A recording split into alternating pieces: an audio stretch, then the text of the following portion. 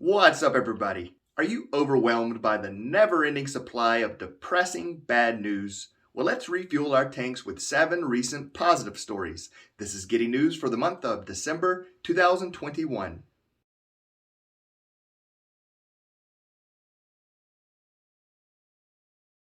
Finally, a fusion reaction has generated more energy than absorbed by the fuel, is the Getty News headline, courtesy of Michelle Starr with Science Alert, and a link to the source will be included in the description below. For the first time, a fusion reaction has achieved an energy output exceeding the energy absorbed by the fuel used to trigger it. Physicists at the National Ignition Facility at the Lawrence Livermore National Laboratory achieved this feat via inertial confinement fusion. Inertial confinement fusion involves creating something like a tiny star. It starts with a fuel capsule that is placed in a hollow gold chamber about the size of a pencil eraser, called a holrum. Then almost 200 high-powered laser beams are blasted at the holrum, where they are converted into X-rays. These X-rays implode the fuel capsule, heating and compressing it into a tiny blob of plasma comparable to the center of a star. The goal is to achieve ignition, the point at which the energy generated by the fusion process exceeds the total energy input. Kim Budil, director of the lab, stated, "It's a testament to the innovation, ingenuity, commitment, and grit of this team and the many researchers in this field over the decades who have steadfastly pursued this goal."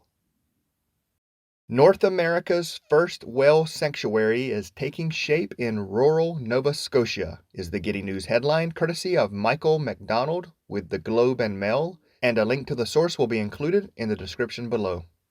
The nonprofit Whale Sanctuary Project will soon open its Visitor and Operations Center in Sherbrooke, Nova Scotia.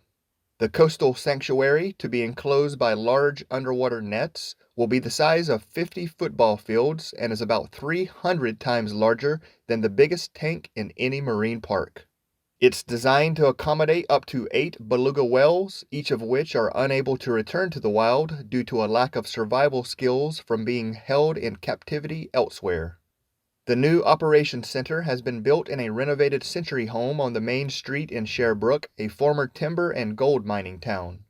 Greg Weir, the warden of the rural municipality that includes Sherbrooke, said the public wants to see whales in their natural environment like the sanctuary rather than in captivity. Meanwhile, the nonprofit group has started a campaign to raise funds for the construction of a veterinary clinic near the sanctuary. The 17-year-old making films fun for deaf children is the Getty News headline, courtesy of Manish Pandey with BBC News, and a link to the source will be included in the description below. For 8-year-old Toby, who is deaf, watching films or TV on streaming platforms can sometimes be a bit pointless because so many of them don't have sign language versions. But now Toby has some help thanks to an app developed by 17-year-old student Mariella Satal, who created a signing app called Sign Up. The app is available as a Google Chrome extension and causes a signing interpreter to appear in a box once the film starts playing. Mariella got the idea when she was teaching herself American Sign Language. She wanted to watch TV shows to help her learn, but was disappointed to discover how few had signed versions. It's taken a year for Mariella to develop the technology with help from the deaf community, and she used her dog walking job to help cover costs. Michael Sheen announces he's a not-for-profit actor and donates salary to charity projects, is the Getty News headline, courtesy of Zach Scharf with IndieWire, and a link to the source will be included in the description below. Actor Michael Sheen has announced he has essentially turned himself into a not-for-profit actor. What this means is that Sheen will funnel the majority of his pay from various film, television, and stage projects into community-driven projects. As an example, he recently put forward around $66,000 to fund a scholarship that helps Welsh students attend Oxford University. The turning point for Sheen came after his work on a production of The Passion in his hometown of Port Talbot. The actor realized there were a ton of community-driven projects with just enough funding to make a difference to a kid's life. Sheen wanted to take his pay and use it to bolster these groups. He stated, "I realized the difference between that child's life being a little bit better or not was ultimately a small amount of funding, and I wanted to help those people. I didn't just want to be a patron or a supportive voice. I wanted to do more than that. Brain implant translates paralyzed man's thoughts into text with 94% accuracy, is the Getty News headline courtesy of Peter Dockrell with Science Alert, and a link to the source will be included in the description below. A 65-year-old man paralyzed from the neck down due to a 2007 spinal cord injury can now communicate his thoughts thanks to a brain implant system that translates his imagined handwriting into actual text. The device is a brain-computer interface, or BCI, that uses artificial intelligence to interpret neural activity signals generated during handwriting.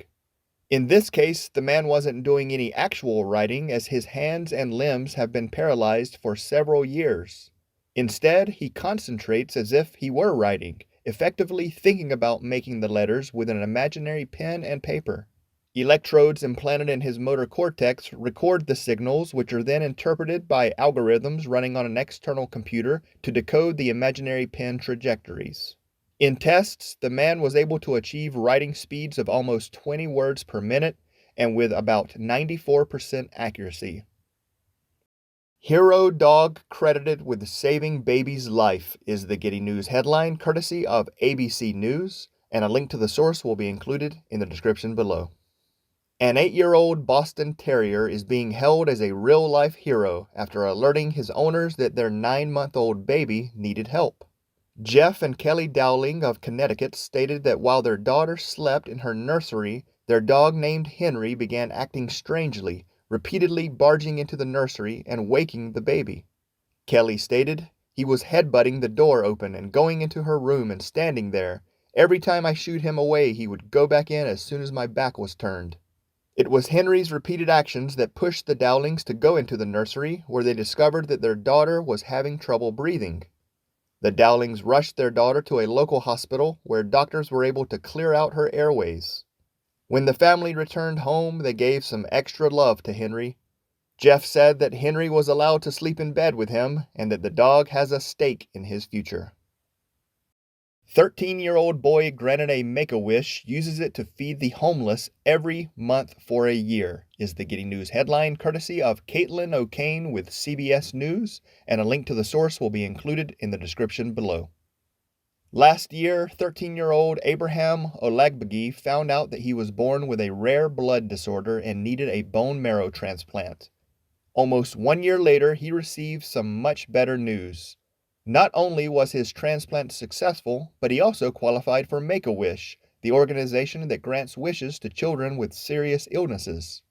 Abraham had an idea for a wish that he shared with his mom, and then in September, Make-A-Wish helped Abraham organize a day to hand out free food in Jackson, Mississippi, with food and supplies donated from local businesses.